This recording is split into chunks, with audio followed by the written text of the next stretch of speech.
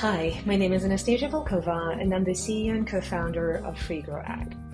The last couple of years, and really the past decade, has demonstrated to us that agricultural supply chains are extremely fragile, and the climate-related challenges like floods and droughts continue to impact all of our major agricultural supply chain regions globally.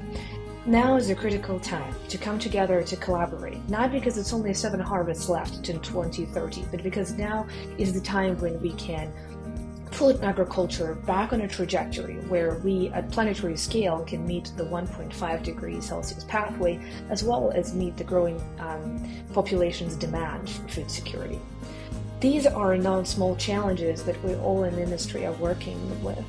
And it's really essential for us to come together to collaborate, from growers, governments, nonprofits, industry leaders, innovators. We all have to work together to enact the plan towards fortifying the supply chains and achieving the new state of agricultural resilience of our supply chains. To facilitate our community coming together, enabling the progress and collaboration, Regrow is hosting its inaugural Agriculture Resilience Summit in October this year in Chicago.